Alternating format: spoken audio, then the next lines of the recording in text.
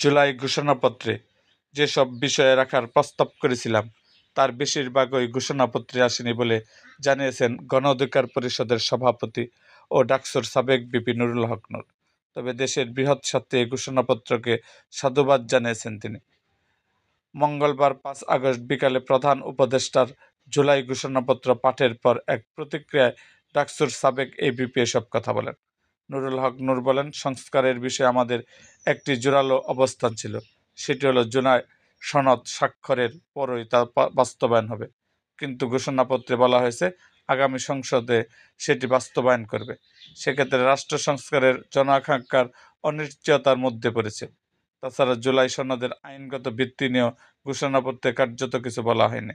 তিনি আরও বলেন, ঘোষণাপত্রে সাধারণত এত বিস্তৃত ইতিহাস থাকে না, সংক্ষিপ্ত হয়, কিন্তু ঘোষণাপত্রে মূল থেকে অন্যান্য বিষয় বেশি বলে চলে এসেছে। এই অভ্যুত্থানের প্রেক্ষাপট ছিল গত ১.৫ দশকের অত্যাচার, নির্যাতন, গুম, খুন।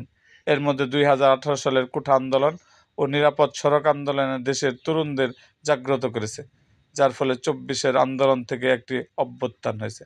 এর আগে বিকাল ৫টার পরে জাতীয় সংসদের দক্ষিণ প্লাজায় জুলাই ঘোষণাপত্র পাঠ করেন অন্তর্বর্তী সরকারের প্রধান উপদেষ্টা ডক্টর মোহাম্মদ ইউনূস। এই ঘোষণাপত্রে ২৮টি দফা যুক্ত করা হয়েছে। ১৯৭১ সালের স্বাধীনতা থেকে শুরু করে ২০২৪ সালের জুলাই আন্দোলনে তাতে স্থান পেয়েছে।